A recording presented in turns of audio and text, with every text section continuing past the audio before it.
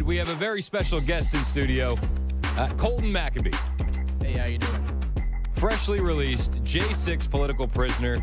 You spent 1,252 days on the inside, and now you're free. Yeah, over 3.5 years, and here I am. You know, like last week I was sitting in prison, and now I'm sitting in here with you. It's crazy. It's crazy. Now, we've gotten to know your wife quite a bit, Sarah, and she couldn't make it today. She's got to work, and we just want. I wouldn't want to start this interview without saying how lucky of a guy you are to have a wife like that. I mean, she put the for better or worse to the test, and she came out with an A++.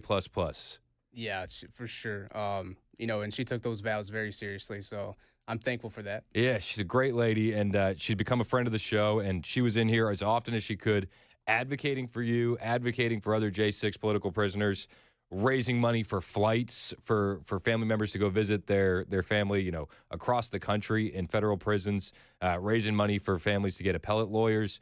Her work is unbelievable. So just shout out to her. Yeah, for sure. And, that's behind the scenes things. People don't really see that.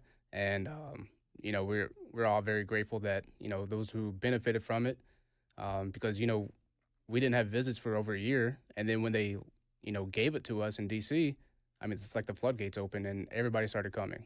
Yeah, and Sarah was there for you. Exactly. So I think I want to start this conversation with the day, January 6th in D.C. You went down there. Why'd you go to D.C.? Well, I had the day off from work because I got in a wreck on the 27th of December, and I was getting a little stir crazy, cabin fever, and then I also thought this would be the last time I see President Trump speak as president. To be honest with you. And were you under the assumption, like a lot of us were, that it was rigged? Yeah, I might be young, but I've seen some, elections, and I know when I see, irregularities, So you got down there. Explain to me how you made it up to the steps of the Capitol there where the altercation happened with police. Yeah, it's so a buddy of mine and I, made our way through. He kind of pep talked me like, "This is our house. We're gonna go, and we have a right to be up there." And I'm like, "Well, I got a job, and I don't. It looks kind of chaotic up there, but no, we got to go up there." Well, I'm kind of curious as what they're doing up there anyway. So, yeah, why not? It's not the smart decision of my life, but made our way up there, and I ended up in front of the tunnel because everybody kept on pushing me forward. And when I got up there, that's when, it all just broke loose. And then explain to me exactly what happened from your vantage point between you and police. Yeah, there was an officer down. He got tackled to the ground, and I went over and put myself in between him and the crowd, and put my legs between his legs, and I tried to pick him up by the vest. I've picked up several officers by the vest. I've picked up, my football guys by the shoulder pads. So it's, it's a natural thing to do for me. And I sit there, I'm trying to pick him up, and then I see in the corner Roseanne Boylan. She's already blue, she's already bleeding, and I point at her, and then I get hit in the head with a baton. And so I stand up. I yell at this officer, "That's deadly force. You can't do that." When another officer comes out from the side and checks me in the ribs, hits me with the baton, tries to push me down the stairs. And then, I push him away, cause separation, and then we could both get pulled down the stairs, the officer I'm trying to pick up. And it's important to point out that your background's law enforcement. Yeah, almost 7 years. You were sheriff. Yes, sir. So you understand what these guys are doing, what rules they're breaking, what the protocol is, and you're trying to get this guy up off the ground. Right, and and I don't care if you're a cop or civilian. I mean, you're a human to me, and I'm going to try to protect anybody. How did the situation diffuse, and how did you leave the Capitol that day? So we brought Roseanne up to the front of the tunnel. I tried to take over for CPR. The guy was calling for compressions. I got 3 chest pumps in, and then got ripped off by another protester. And then, they dragged her through the tunnel. And then I just sat there, like I stood up, posted up against the wall. My adrenaline just out of me, my shoulder because I broke my shoulder in the wreck, so my shoulder's already hurting. And then it just kind of like everything just came full circle. And like, I just realized what the heck just happened, like, oh my God, she died and I couldn't bring her back. And then a crowd pushed in and the officer in front of me, he actually protected me. He actually thanked me for my service. And, and then a older lady out of nowhere comes out and grabs me by the hand and leads me back through the crowd, back down to the grounds. And then you left. Then I left. When did you realize that you were getting criminal charges put on you? The guy actually went with text me, and he said, "Hey, you're on the FBI most wanted list." I'm like, "Oh man, That's not a text you want to receive." No, and then I went and I would look at the FBI most wanted list, and I'd scroll, see my picture, scroll past it, stop at somebody else's for a few minutes, scroll up, stop at somebody else's right there. So that way, it's like, in my mind, they're like, "Oh, they're looking at me scrolling through here, so I'm not gonna land on my own picture." But seeing your picture on the FBI most wanted list, it gives you a pucker factor. Yeah, I can imagine. What number were you? I think it was in the 30s or something. Oh, that's not a good look. Yeah. So then eventually you get a knock on the door. Well, I got picked up here in Nashville at work. At work? Yeah. What was that process like? Well, so I backed into my parking spot, put my gun on, put my backpack on, and I started walking towards the front stairs, and next thing I know, this guy comes out the corner, says FBI. I said, "Cool, man." He said, "No, you're coming with me." I said, dang. Like, what is this for? Then I was like, okay, well, maybe January 6th, and I thought I would just get a trespassing charges because, Black Lives Matter and Antifa burned our cities down all of summer of 2020. Nothing happened to them, and I figured, hey, look, not that I'm condoning any of the violence or anything like that at the Capitol, but, you guys set a precedent. Our cities got burnt down, and we knocked on your door, the government's door, and now we're being hunted down. So they put me in handcuffs. They searched me. They threw me in the back of the truck, and next thing I know, I'm off to jail. So what's that process like from when you're in the back of the squad car to then when you reach the federal penitentiary in D.C.? What is that like? Walk me through that. Yeah, they took me to Kentucky to a county jail, and on the way to the FBI building, the FBI officer agent, he said, "I don't believe in what they're calling you." I said, "What is that?" He said, "Domestic terrorist." I said, "Well, I guess you really don't have an opinion anymore because you just arrested me." And I'm sitting here still thinking this is kind of a joke because, I'm law enforcement. I'm sitting in the back of a truck with handcuffs on, and, I get booked into Kentucky. I get, fingerprinted, pictured, and I'm still thinking, okay, they're just making a joke. This is going really too far. And, I'm trying to, I know the situation's real. I'm just trying to rationalize everything. Does it cross your mind that the FBI is basically doing what the Gestapo did? I'm just following orders. Yeah, and I heard that a lot. And I mean, the Gestapo follows orders all the time, but look what happened to them. They're the worst people in history. Yeah. And there are some good FBI agents, but the corruption starts at the top. Yep. And but yeah, I mean, we went to Kentucky, and I was flown around Oklahoma, then to D.C. So you went to Oklahoma first? Yeah. What's the rationale behind going to Oklahoma first? I guess taxpayers' dollars going to waste. I mean, they could have, flew me over to Philadelphia and drive me down like they did from Oklahoma. Would have saved a lot of money. Or they could have just, bust me over there with all the other people. But, they like spending money. We're talking with Ronald Colton McAbee. He is a J6 political prisoner, freed after 1,252 days via Donald J. Trump's pardon. So you get picked up at work. They bring you to Kentucky. How long were you in Kentucky? Probably about a month. A month? I was in two different facilities for about a month. And then they bring you to Oklahoma. Yeah. How long were you in Oklahoma? That's a good question. I stopped counting the days at, I think, 2 weeks, maybe 3 weeks. And then they bring you to D.C. Yeah. Okay, so at that point, what's going through your mind? You think maybe you're going to get a trespassing charge. Maybe this is all going to blow over. At what point do you go, okay, this is a little bit more serious than what I originally thought? Yeah. Actually, before I got, put into Kentucky, I saw the magistrate judge, and he was reading my charges. I got an assault charge. I got an assault with deadly or dangerous weapons, which were motorcycle gloves.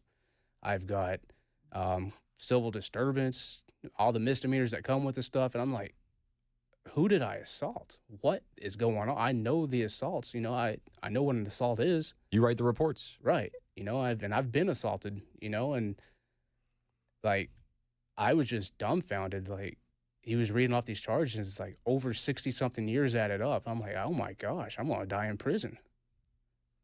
It was just insane. And I'm not gonna lie, I was scared.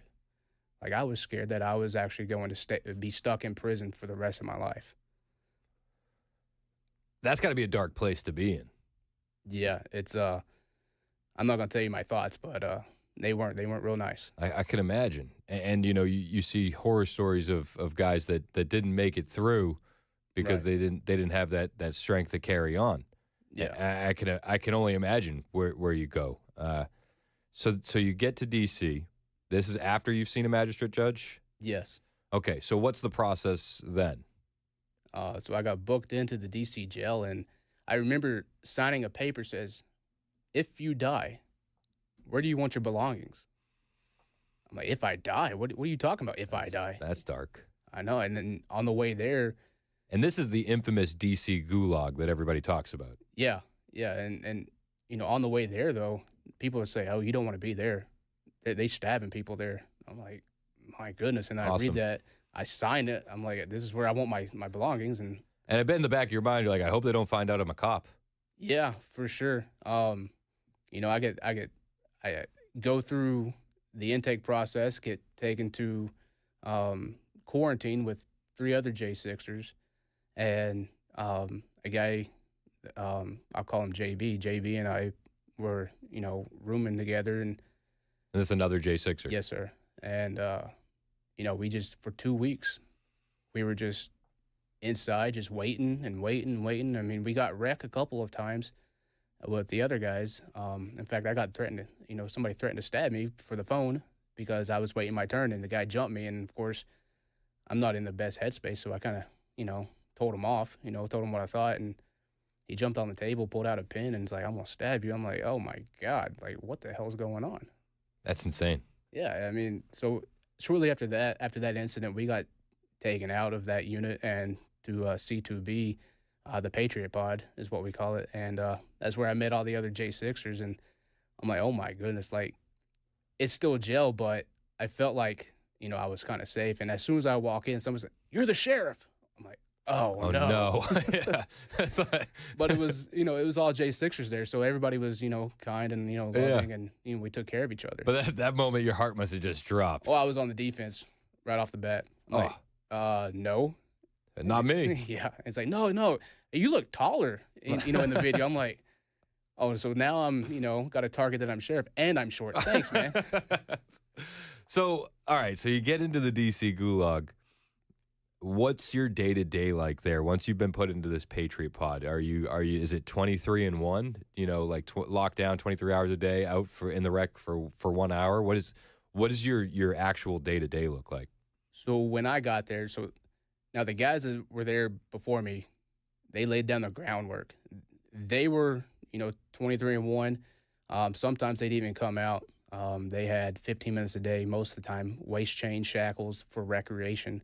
But when I got there, we were 5 hours, for rec, and then we got put in for the rest of the day. And we did tier management, so the top tier would come out, bottom tier would come out. No programs, no visitations, no haircuts, no church, nothing like that. It's just you come out, you make your phone calls, you watch a little bit of TV, take a shower, work out or whatever, and go back in, and that's it. Are you watching the news at this time? Heavily, yeah. We had Fox News on all the time. And what's your thought process as you're watching the news? Because at this point, you're in D.C., you're now in the Patriot Pod. What month? What's the date? I don't even remember when I got there, to be honest with you. I think it was September or October-ish. Of 2021? Yeah. Okay. I mean, there's a lot of ground to cover here. You were locked up for 3 years. Yes. 3.5. Let's continue this conversation on the other side. I think there's a lot more to cover. He's a J6 hostage, political prisoner, and we're detailing the 1,252 days that you spent in federal prison. And we were just talking off the air. You're still in the deprogramming process. You've only been out a week. Right. Yeah. It's gonna take some time, but I know if I can do it. I've done it before, and I went from a mindset of small town thinking to dream big, and now I got to come back from being a convict to being a citizen, and I can do it. Yeah, no, man, you can definitely. If you could do that time, you could do this, and you got a lot of support around you. We were talking about your time in the D.C. Gulag, which is that's the infamous prison that everybody talks about, right? What was it like on the inside there? You said that you got to the Patriot Pod, which was a lot of J6ers in there, and the guys before had kind of set you up for what to expect and kind of laid the groundwork. But what was your day-to-day like inside the D.C. Gulag? Well, after getting over my little bit of depression, that this is real.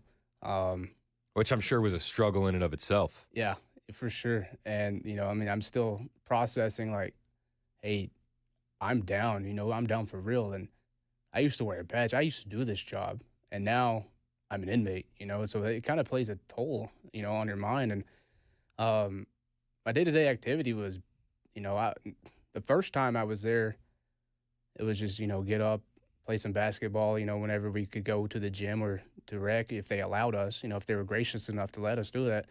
But if not, I'd wake up, make my morning coffee, go watch the news, work out a little bit, and just hang out. I mean, that's all we could do.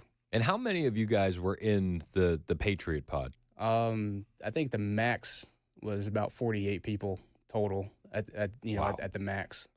Of course, people left and new people came in. So, I mean, it would change day to day. I mean, they were hunting down J6ers right up until the end of Biden's term, it felt like. Yeah, and I would actually, I thought they would do it, 15 minutes before, but, of course, he pardoned his family. Yeah. So, Yeah, he had more important things to worry about. He had to get his son and his brother off the hook, and his sister-in-laws and all that. Insanity. What's the climate inside there? Is there a lot of hostility towards the federal government at that time in that pod? Are you guys just absolutely irate at Joe Biden and what he's doing? Are you coming to terms with it and peace with it and kind of like, okay, well, let's just focus on what we can handle at the moment? Where's the mindset? What's the temperature of the pod? You have, I guess, all the mindset, all the things you just listed right there, dispersed throughout the unit. Like with myself, I'm not mad at the government. I mean, I'm disappointed, and that they've hunted me down like a dog and threw me away and separated me from my family.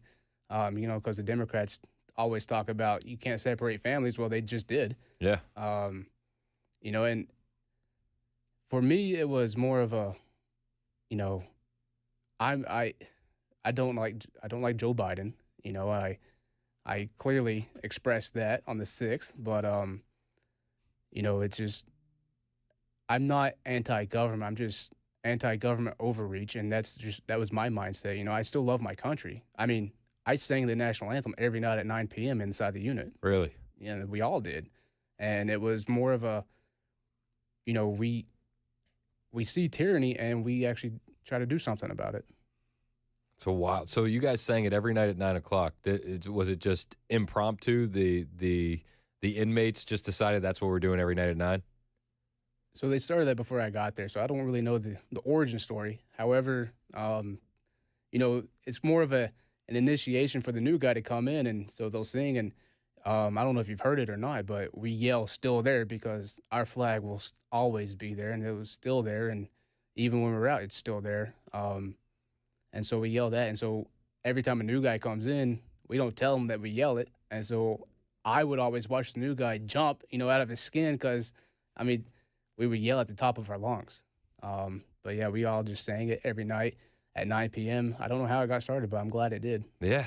I mean, that's something that's going to stick with you for the rest of your life.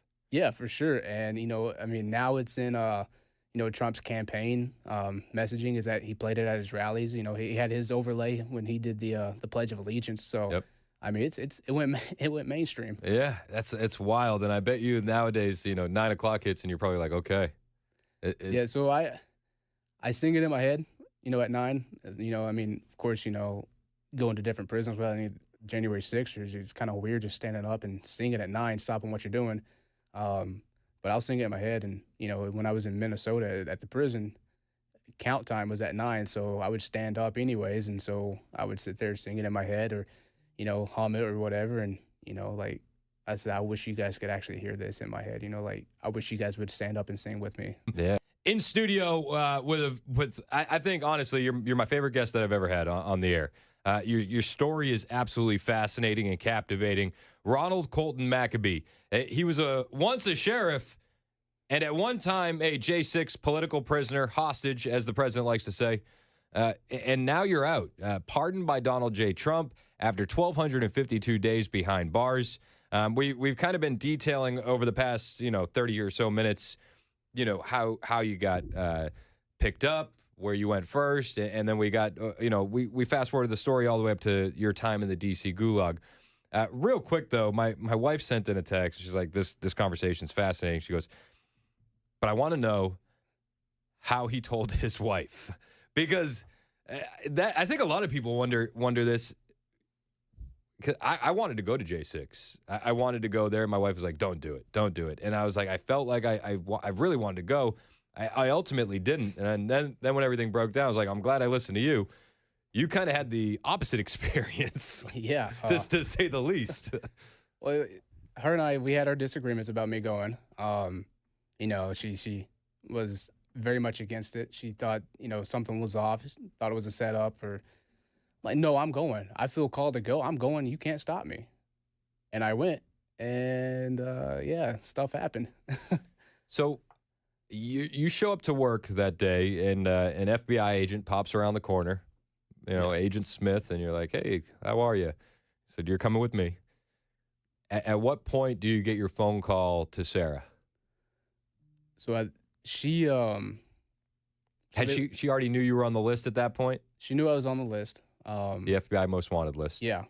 So run me through the conversation. Like at what point do you say to her, it looks like I'm going to get picked up for this? Yeah. I sat her down and said, look, this is what happened. Of course, in my line of work, immediately after January 6th, I wrote my own report. I detailed everything I did so I wouldn't forget it. And, so she knew. And I told her, I said, look, I'm on the list. I've done some research. It looks like, bond is $20,000 or $250,000 or whatever. And at this point in time, I didn't know there was no bond, no cash bond or anything. You just get let out. I said, look, if I get picked up, this is what it's going to be like. And I prepared her for that. Now we know Sarah pretty well. She's been on the show, a handful of times now. And she's, she might be tiny, but she seems mighty. So I can imagine that when she gets a little bit pissed off, she's a force to be reckoned with. Is that what the conversation kind of went to? Well, she was kind of understanding, but yeah, don't cross her. Don't get her mad. But yes. She was understanding. She I don't know. It was more of I'm kind of scared to tell her. Because what you said, she's tiny but mighty. Yeah. So I got picked up. They didn't allow me to make a phone call at first. I'm like, hey, look, my wife is calling me nonstop. I usually talk to her when I pull into work. And they're like, no, you can't talk to her. I'm like, okay, you guys are going to be in trouble. So after they set me in the office for what seemed like hours, they came and said, all right, we just got, off the phone with your wife. I said, well, am I better off going to jail or going home? So how mad is she? Yeah. And he's like, well, you'll go to jail and you're going to go to jail. You're going to bond out. You're going to get home and you need to make it up to her. I'm like, well, that sounds like a great idea. So let's get this show on the road. Well, I went to jail, but I never went home. They wouldn't allow me to go home. So at a certain point, they thought you were going to, even the guys that picked you up thought you would bond out. Yeah, for sure. In fact, the agent, he said, like, you will get bond. Well, I mean, I actually did win my first bond hearing, and the government appealed it, and my trial judge overruled the judge here's decision to let me out, and in the process, calling me terrorist, so I mean that just kind of solidified his thinking. Yeah. I mean, you know what you're up against at that point, right?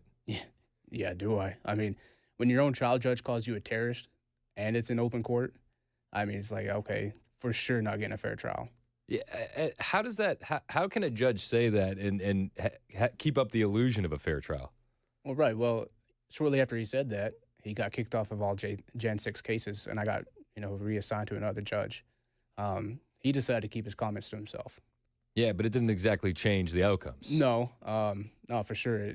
I mean, even fast forwarding to trial, I mean, even then sitting in trial, I looked over to my lawyer. I said, "Look, man, I'm guilty of all charges. They're gonna convict me. I mean, they have a 99% conviction rate of all January 6ers. Even though I didn't do this, I'm guilty." He said, "No, don't think of it." Like I said, "No, look at them. They're mad at me.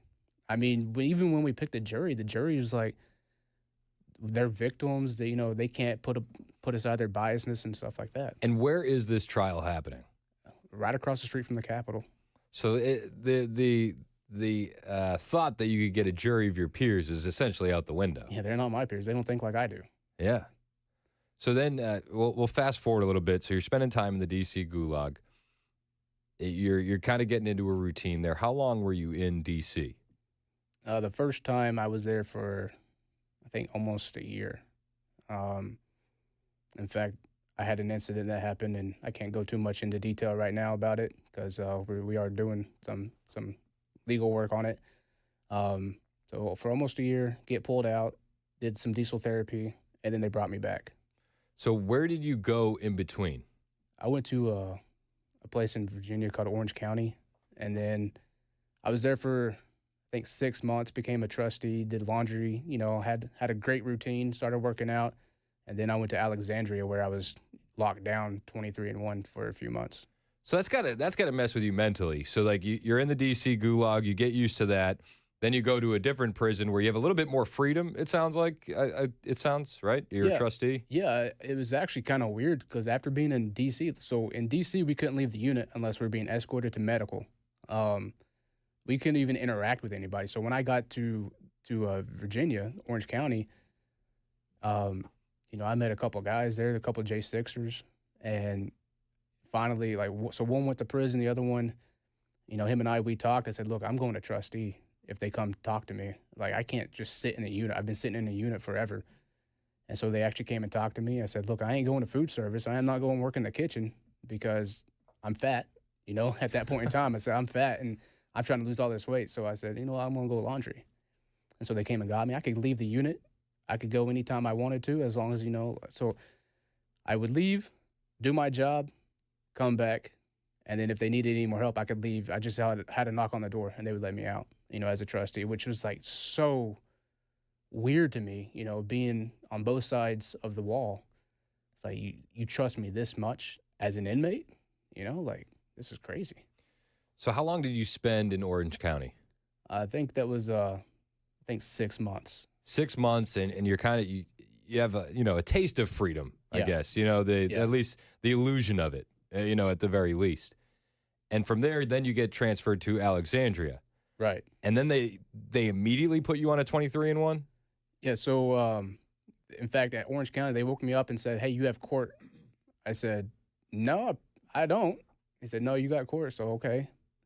So I left all my belongings, got out to the front. He said, "You're getting transferred." So I just left all my stuff back in the unit. "Can I get it?"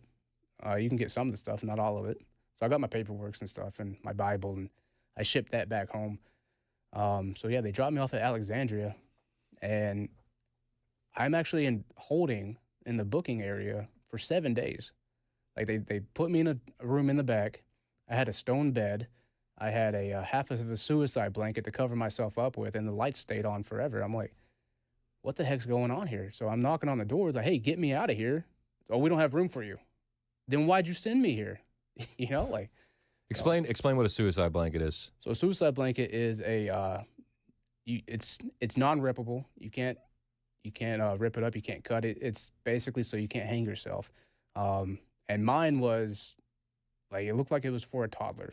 I mean it was that small. You know, I had no pillow. I had a very thin mattress, like maybe an inch, you know, and they yeah, they just threw me in there. You know, camera on me the entire time. I mean, that's the weirdest part is going to the bathroom with a camera on you, knowing that they're looking at you. Um, you know, that's just I'm kind of, you know, a prude. I'm modest and you know, all that. You're a little poop shy. Yeah. I mean, yeah. So I'm sitting here covering myself up with a blanket and like looking at the camera, making eye contact with them, you know, because I know they're watching me or I think that they do. You know? Oh, that's got to be awkward.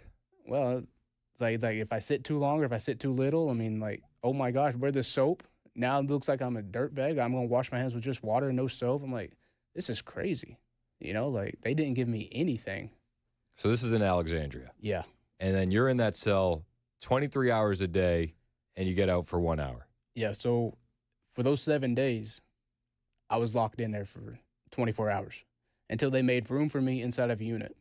So I on the seventh day, I finally got to the captain. I said, you know, I'm banging on the door, and now I'm 5'6". The window is at least 6 foot, you know, above, and I'm just like, I'm jumping up and down trying to peek out, and finally I see a guy with you know some rank. I'm banging on the door, say, hey man, I've been here for 7 days. Why'd you send me here? Say, who are you? So I told him who I was, and they said, oh, you're supposed to be upstairs a while ago. Thanks. I said, yeah, appreciate it, man. So they got me out. I went upstairs. So 7 days, and how big is that cell? I mean, it's not big at all. Probably 8 by 10. 8 by 10, and the lights are on all day. Yeah. So that's got to wreck you mentally. Yeah. You know, I mean, I have no reading material. I can't write anything. I can't do anything. I just sit there, you know? So, I mean, I prayed a lot, talked to God, and I ain't gonna lie, I was kind of mad that I was in this situation. You know, like here I am trying to do good, trying to do this and that, and they pull me from one place to another to another. Like I immediately felt like I was being punished for being transferred. And so they got me upstairs, and that's when 23-1 started. And I was actually in a unit with a couple other J6ers, but we couldn't interact with each other unless we were out on rec. One of us out, standing at the other's door to, you know, get to know each other. We're talking with Colton McAbee. He's a J6 political hostage and a former sheriff here in Middle Tennessee. And just hearing this story is just wild. Because it seems like you would have like a carrot dangled in front of you every now and again, and then it would be ripped away. Yeah, for sure. So you're in Alexandria, Virginia. You're doing 23-1. How big is that cell? It's probably same 8 by 10, maybe smaller. And what are you sleeping on? So I have a very thin mattress, and the bunk is actually made of stone.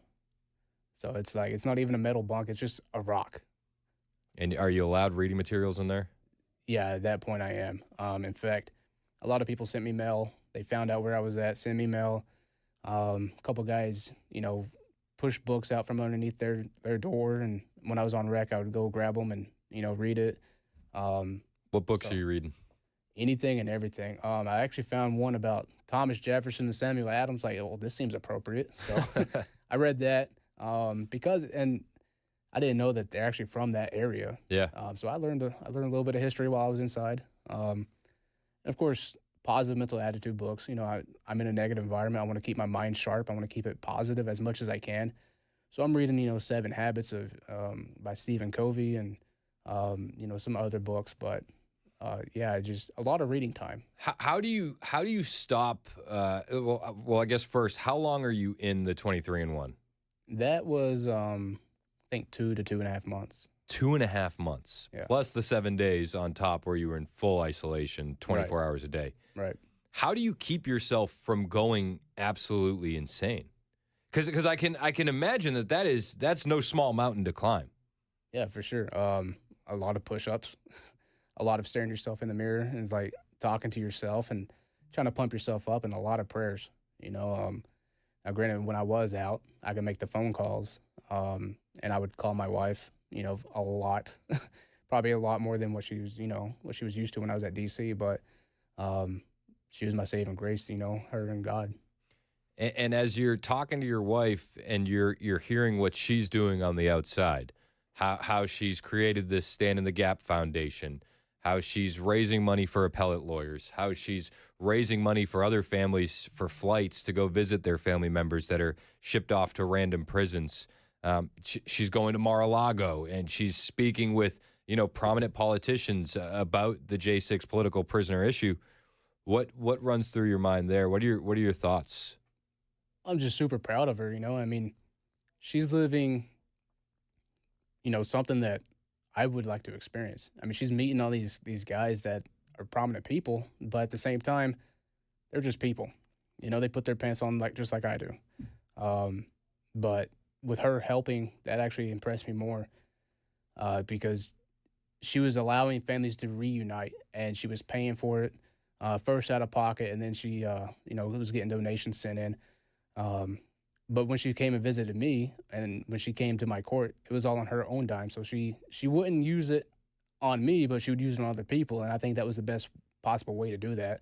But yeah, it was more of I'm super proud of the woman that she became. She rose up to the challenge and overcame it. Yeah, I mean, her story is inspirational on its own, and we've talked to her several times, and I'm always impressed with her strength. Did that strength carry you? Yeah, for sure. I mean, now I have to, I say it jokingly, but live up to her shadow, But I mean, she's doing this because I put her in a situation that I shouldn't have put her in, and a lot of women, a lot of the spouses actually ran, but she didn't. She stuck in, and I'm very thankful for that. Is there a sense of guilt while you're sitting in there?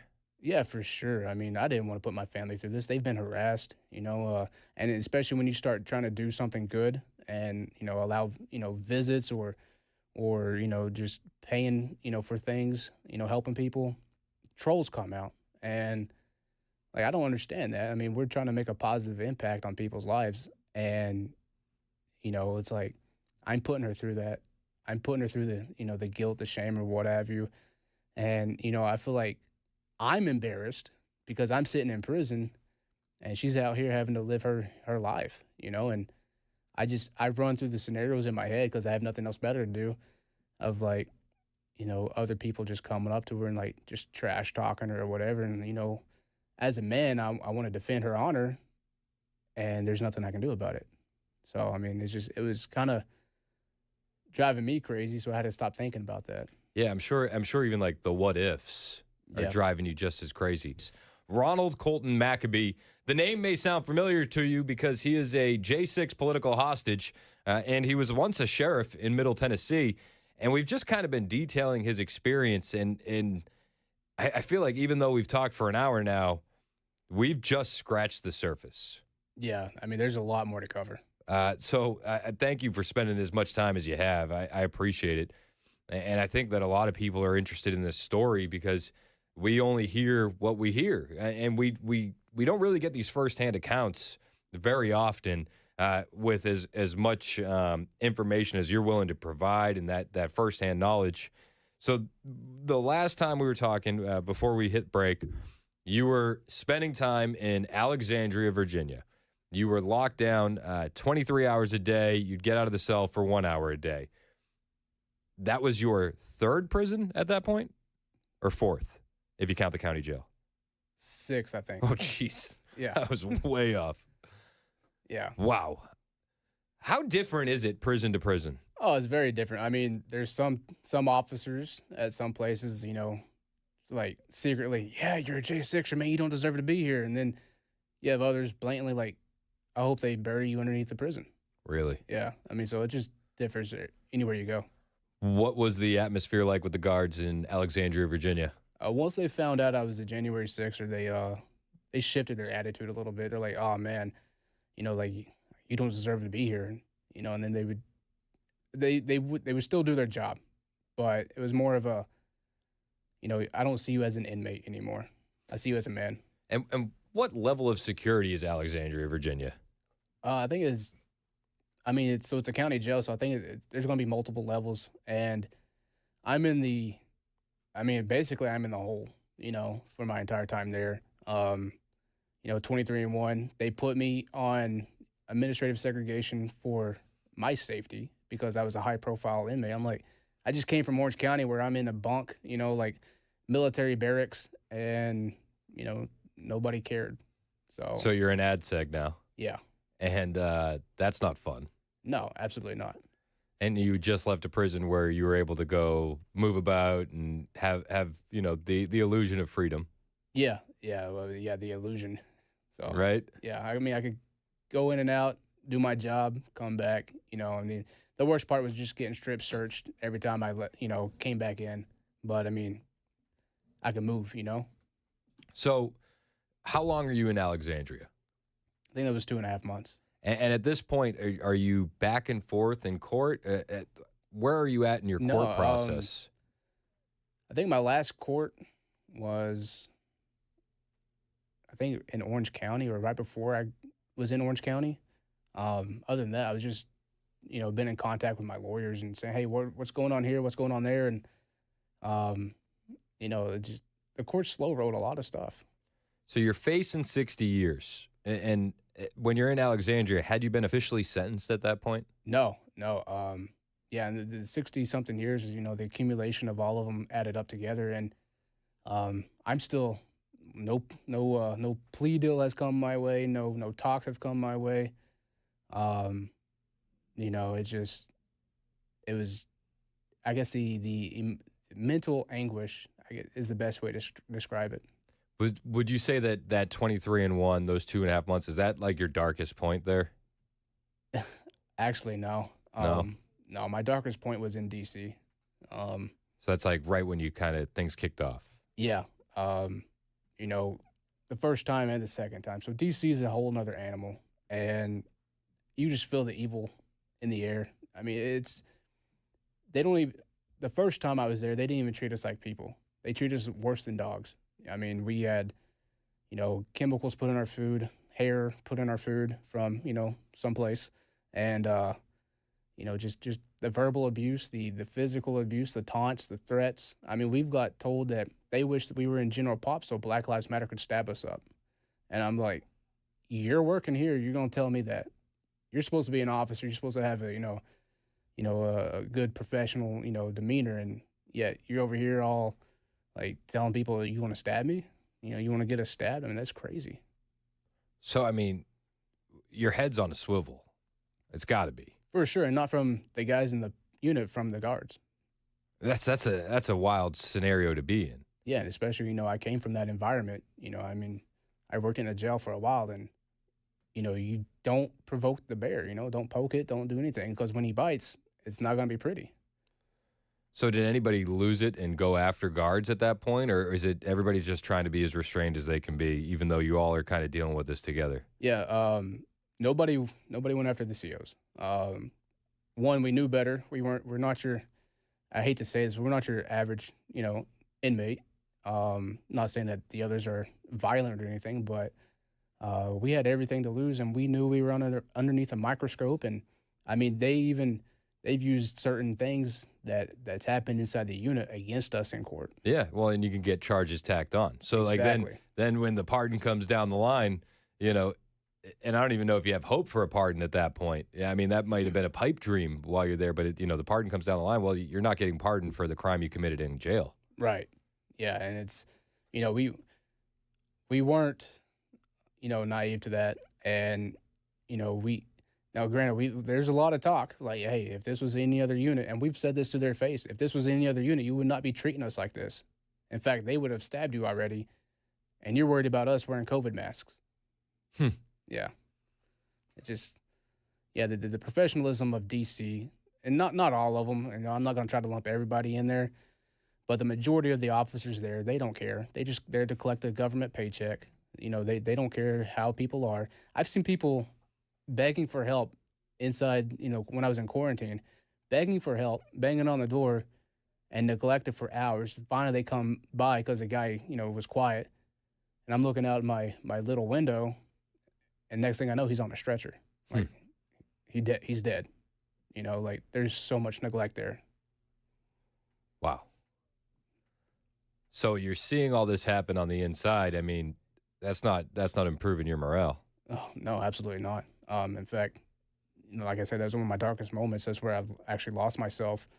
I almost became the animal they wanted me to become.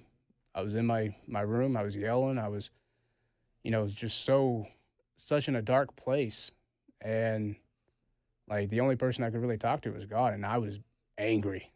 I was so mad at him for putting me in this situation. And I just come to the realization that he didn't do that. I did. I put myself there. My decisions put me there, and you know I got to take responsibility for that. And I did. You know, I own up to it. But the fact that I'm actually in this situation is what you know really just upset me because it's really rough when you go in through a door and it locks behind you and there's no door handle and you are trapped. You have to rely on somebody else for your basic needs, for food, for clothing, for anything, for exercise, for communication. I mean, just anything. And it's just, yeah, it's awful. So what keeps you? And I don't know. I can't even pretend that I would be strong enough not to go off the deep end. What keeps you from going off the deep end? You're sitting there and you're fuming, understandably. You know, you're seeing all this darkness. You're seeing death. What keeps you sane? I mean, because I'm sitting here talking to a guy, and I'm like, you seem like a great guy, man. Like, but listening to what you went through, I don't know how you're not, you know, just shell shocked at this point. Yeah. You know, it's the guys there actually kept us all grounded. You know, the guys that were there before me, you know, a couple guys stand out to my mind, Shane and Billy. They really kept me grounded. They kept me like, hey, look, this ain't the end. You can't let them win. And I'm like, you know what, right? You're right. This is not the end because the end's whenever I get out and I can actually have, you know, make my story heard and, you know, and tell the truth. And, you know, so that's what kept me going, you know. And of course, the phone calls to Sarah, I'm like, I'd sit here and call her and vent and complain. And she's like, why are you complaining? You need to think positive. And I'm like, you're right. But, you know, at the same time, I don't want to acknowledge that, you know. Well, I'm sure that in a lot of these conversations, you're biting your tongue a little bit because you probably don't want her to know how bad it really is. Yeah, I mean, there's some things I've never even told her, probably won't tell her. There's some things I'm going to keep close to myself because, I mean, the average person is not going to, you know, respond, you know, to it as well as, you know, that I've lived it. And once you're inside, you have to become a whole different person. You know, gone were the days that I was, you know, a sheriff deputy McAbee, and now I'm inmate McAbee. I got to move like one. I've got to act like one. I've got to, you know, view my life as one, and I've got to blend in. I've got to play the part, and I've got to sit there and make sure that my head's on a swivel so I don't get, you know, hurt or stabbed up or anything like that. And now, granted, at the Patriot Pod, I didn't have to worry about most of that, but I did have to worry about the officers, Which is insane. Yeah, for sure. But that wasn't so. So then you're in D.C., then you're in Alexandria. You had a stop in Orange County in between. When did you leave Alexandria, Virginia, the 23-1? I think that was maybe around September, a little bit before September of 22. And where? 23. I'm not real sure when. Yeah, I'm not stressing the dates. So, but where do you go after that? Where do you go I after? went back to D.C. for the second time. So now I'm sitting. They take me to the courthouse inside of a holding cell. I'm like, where am I going? I see a guy come through. The guy, you know, he's from the Patriot Pod and he's going to court. I said, hey, look, I'm either going to Lewisburg or I'm going to D.C. I don't know which one because they're housing us both there. And he's like, no, you're going to D.C., man. We're going to see you soon. I said, I hope not, but, you know, because I really don't want to be back. I miss the guys. I don't miss the place, you know? Yeah, yeah. So ultimately I went up to D.C. and, yeah, it seems like the whole attitude shifted then, you know, inside the prison with his officers and stuff. In what sense? In a good way or in a negative way? More of respecting us. I would like to say they got red-pilled because now they're with us for that. I mean, that's 2 years, you know? And they're actually seeing we're not terrorists. We're not sitting here, plotting to overthrow the government or anything. We're just regular men who got caught up in something, who love our country, and we show it every night. We're very respectful to, as much as we can to the officers. I mean, you have some officers in there that would go to sleep behind the desk inside, and they're not protected by anything. It's just a desk in open air. And we're like, hey, man, like, you got somebody coming to the front door, you might want to wake up, But we're all these violent terrorists, That's insane. Exactly. So the second trip in D.C. was a lot better than you thought it was going to be. Yeah. So they fired a lot of the people that, would actually mess with us. More respectful. There's, a couple officers stand out. I don't want to say their names because if anybody's listening from D.C., they will be retaliated against because ones that would treat us like men were removed from our unit and banned from coming back, and they just treated with respect. Yeah, it's not like they gave you special treatment. They just treated you normally. Exactly. And that was a bridge too far. Oh, yeah. I mean, you had officers who refused to work our unit because of what they would talk about inside of roll call. And we had one that kind of just let it slip by accident. He said, yeah, everybody thinks you guys are terrorists, but this is the best position to have. Like, yeah, because we actually clean, we're respectful. We police ourselves for the most part, and we're not your average criminal. Yeah, you're not worried about some inmate gas bombing you. Exactly. I mean, there's all sorts of awful things in prisons that can happen to guards. And, so I'm sure that they're like, I feel safe in this pod. Yeah, for the most part. And then, you had some that would come on and mess with us. I mean, there's one that would open our door at 12 a.m. when she would come on and do her round. Open our door and slam it. Every dime she came on. And, it just, we're like, why are you doing this? I'm checking the locks. No, you're not. You're waking us up. You're harassing us. It's cruel and unusual. Yeah, and then she would wait an hour for when breakfast would come. She would wait an hour before they pass it out. So now we have cold breakfast or, half the stuff was missing or anything like that, and it's just like she did not care about her job. It's wild. But that wasn't your last stop. No, I went to Philadelphia, then, Oklahoma, Missouri, and then Rochester, Minnesota. Wow.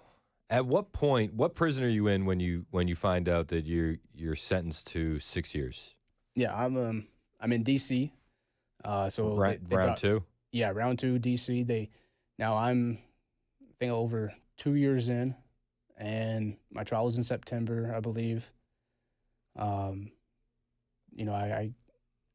I got convicted of all charges during trial. Then in February 29th of 24, I got sentenced to 6 years. And shortly thereafter, I got, shipped out. And then you got sent to Philadelphia after that? Yeah, Philadelphia for about 2 months. And then Oklahoma. Did you think Philadelphia was going to be a long-term landing spot, or you knew it was transitional? I knew it was transitional. It's actually a female's prison. But they house men there to fly them out because of the airport right there. Got you. And so I'm in now. I'm not the your average person in there. I'll just leave it at that. I stand out, and it was kind of rough. My day would start at 6 a.m. and end at 6:15 a.m. because that's when I called my wife, and then I just went back to my room where I just walked around the little basketball court they had and stayed to myself because I have nothing in common with these guys. These guys are, they're carjackers, they're gangbangers, they're murderers. Some of them. I'm like, I don't even want to talk to you guys. But I got to know a couple of them, and I hate to say that they're nice guys, but I mean, despite what they did, they were nice on the inside to me. Yeah, I mean, hey, you can only judge them by what you see, right? Right. I mean, and at that point, it's like you're just looking for conversation. Yeah. For sure. You know what I mean? Like, yeah, and being the minority for the first time in my life, I'm just like, wow, this is crazy. This is actually how it feels. So I got a lot more questions for you, and I kind of want to know what the process was when you start seeing that Trump might have a chance of winning, when he makes those promises of pardons, and then when he wins the election, and what that felt like for you. Colton McAbee is a pardoned J6er. He's a patriot. He was a hostage for years. We were talking about whether or not he's had his rights restored, and he's trying to go through that process. So during the break, I just wanted to jump in and say I reached out to Blackburn's people, Haggerty's people, and Tim Burchett. Blackburn's people said we can have our lawyers reach out. Tim Burchett said have him call my office and ask for Sarah. So we're going to speed that up for you. All right. Well, I appreciate it. Thank you. Absolutely, man. I think you've been through enough. Yeah, that's putting it lightly. Honestly, I can't even begin to wrap my head around what you've been through. And I'm sorry that you went through it. It's disgraceful, honestly. And so we're going to do what we can here to help you out.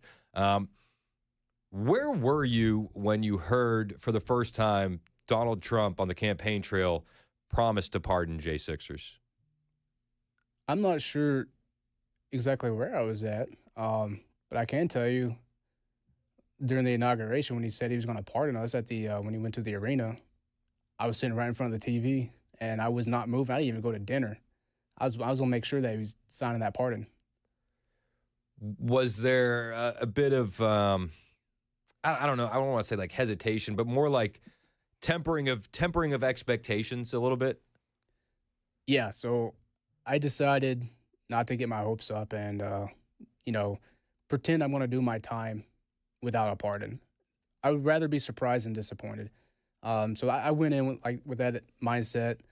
And, whenever he said he's going to pardon us, I'm like, that's great. We'll see. Because then I heard, case-by-case basis, I've heard, well, not the violent ones. And I'm like, well, I'm not violent, but I am on paper.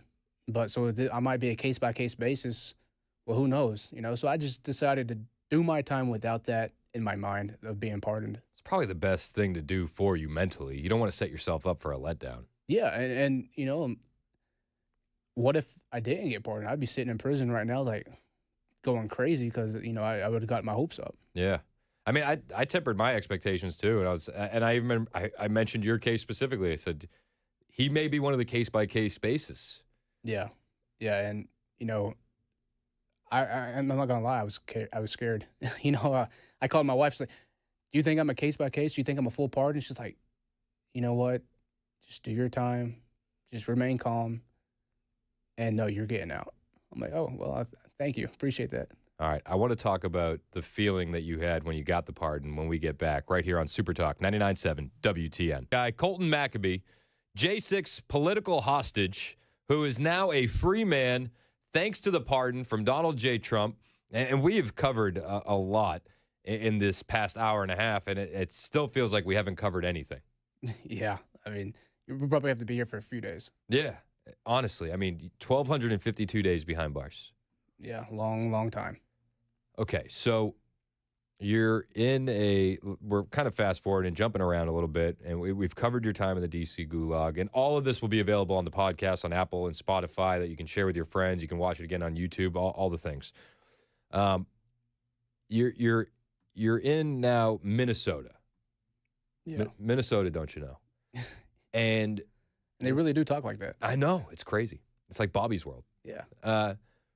What's the Minnesota prison like? Break that down for me first. So we arrived, and I'm looking at it. I see this, high fence, barbed wire, but it actually looks like a college campus. There's grass, there's trees, there's squirrels and geese, and I'm like, are we at the right place?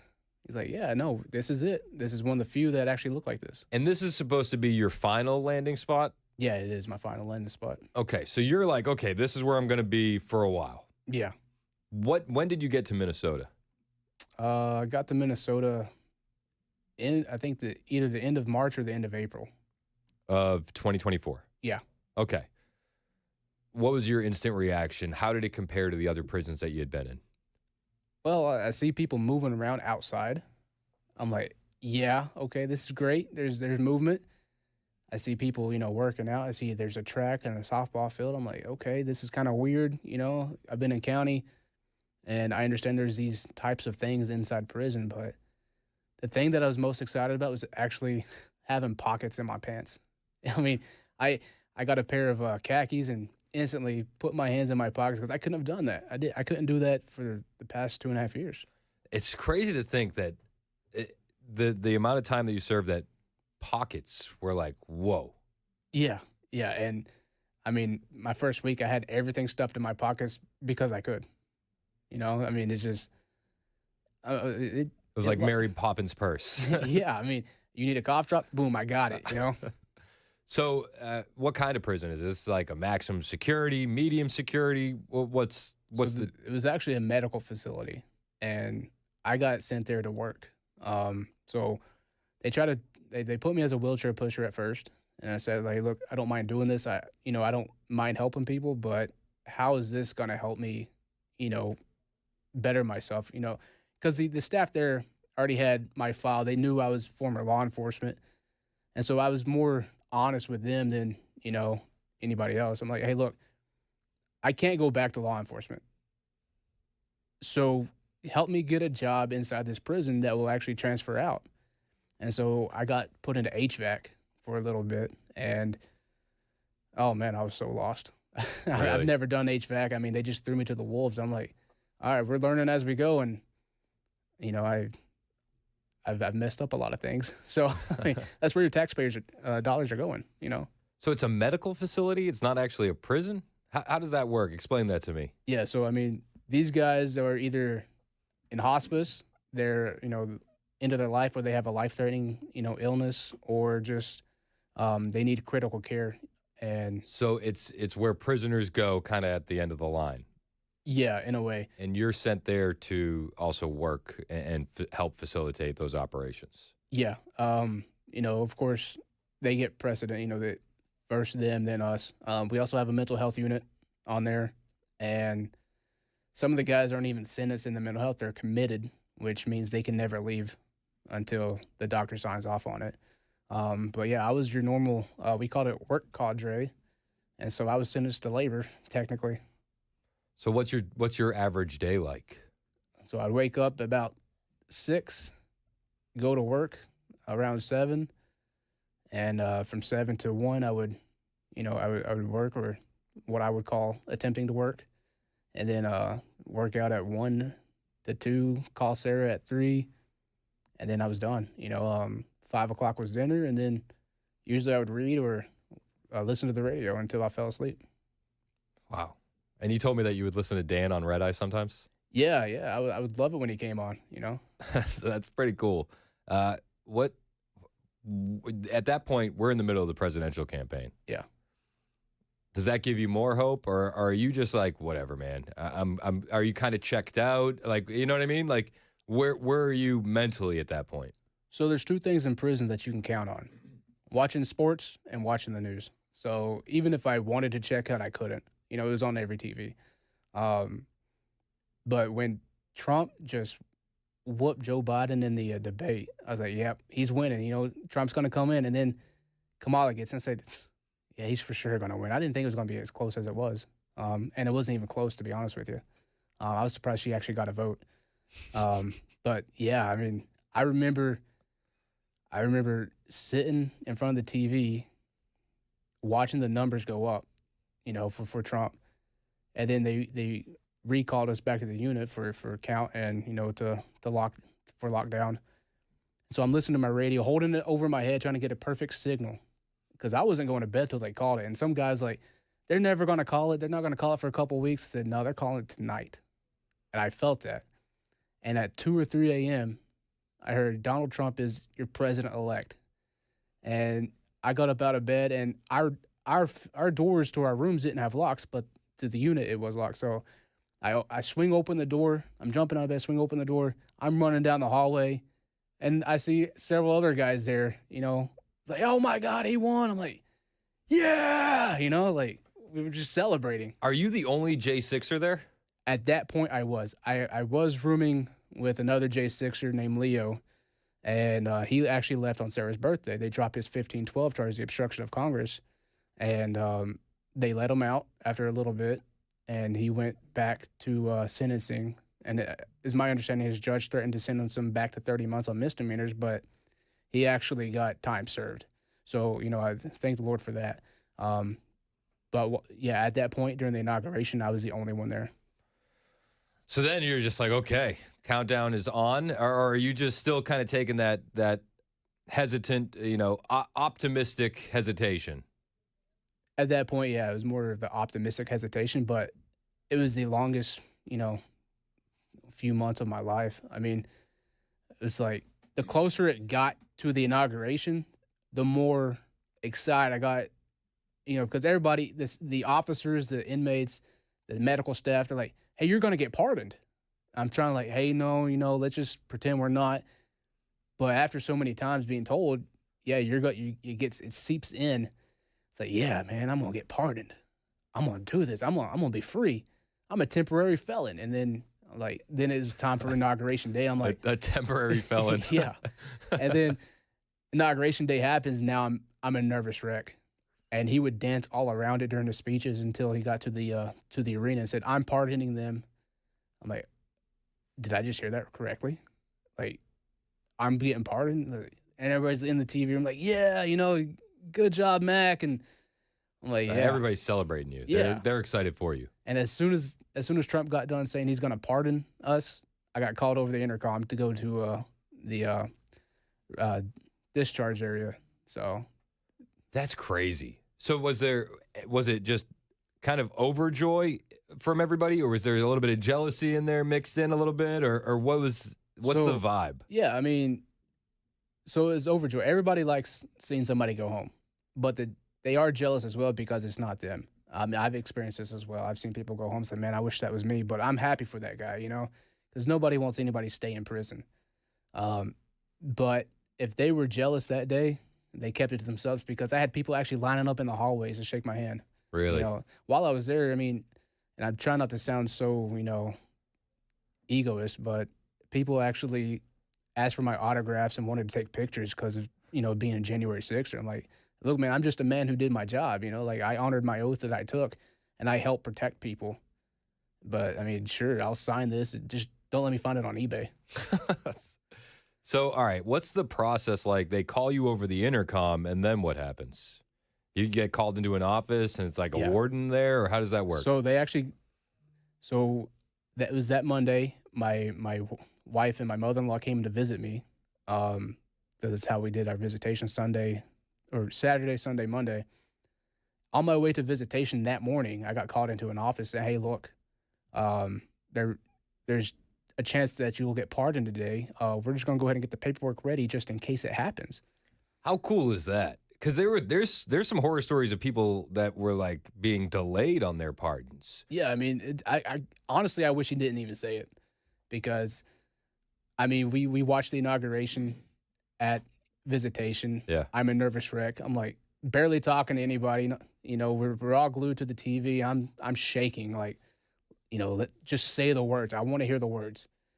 And then my cellmate, who's also the photographer there for visitation, he comes over and says, hey, look, they just leaked it that you guys are getting blanket pardons. I'm like, I want to believe you, but I can't right now.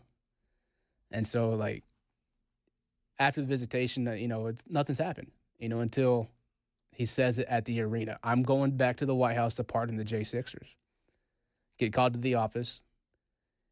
Get walked down to discharge, and I'm down there. I'm like, okay, cool. Like, why is it taking so long? Didn't I see the look on their faces? Because they had to call people in, and they're like, hey, look, we ain't got the paperwork for you. I don't know why somebody jumped the gun to get you down here, but we're going to send you back. Oh. Like, I said, this is the cruelest thing you guys could ever do to me. Like, don't even get my hopes up. I mean, I was respectful, but I was mad. Yeah. Like, understandably. you got me. On my left is the door to freedom. On my right is, going back to prison. And so I got marched back to my unit. I'm up there pacing around. And my cellmate's like, hey, man, just, I'm going to stay up with you, because he usually goes to bed at 9, super, strict about his schedule. He's like, no, we're staying up. So I'm pacing back and forth, and, we're talking. I'm like, man, what if I'm not pardoned? What if I'm the case-by-case basis? What if they forgot about me? And so finally about 10:30 to 11, I say, I'm just going to go to bed. If I'm pardoned, they'll come wake me up. As soon as my head hits the pillow, the light switches on. The officer comes in, you ready? I said, are you for real this time? He's like, yeah, let's go. Like, let's go, let's get out there. And there's, the actual discharge took about 10 minutes, and I get walked out, and I see Sarah and my mother-in-law, Miss Kim, and I'm just like, is that them? And Sarah yells, freedom! I'm like, that's them. How cool Let's go. is that? What's the first thing you do when you get out of prison? Oh, Well, we went to the hotel, but I eat steak and shrimp. There you know? go. I mean, they had some leftovers. I'm like, I'm tired, Plus nothing's open. I'm like, I'm eating this. I didn't even have utensils. I ate it with my hands. like we're going to town, Where do you go next? What's next for you? Yeah. And what can we do to help? Yeah, that's a great question. I'm looking for a job, to be honest with you. I got to get back and, be, putting money on, in the pocket and, food on the table. I would like to do something with advocacy, with prison reform or something as, in that nature. But, if you guys, want to visit my wife's website to keep up with my story, it's sarahmcabee.us. And anything helps. And, if anybody has any job leads, just come, let me know, Yeah, well, we're here to help, man. And I appreciate you coming in and sharing your story. I don't want to be this to be the last time we talk. I want to get some updates and help you any way we can. I appreciate it. Thank you. Colton McAbee, J6 hostage, temporary felon, free man on Super Talk 99.7 WTN.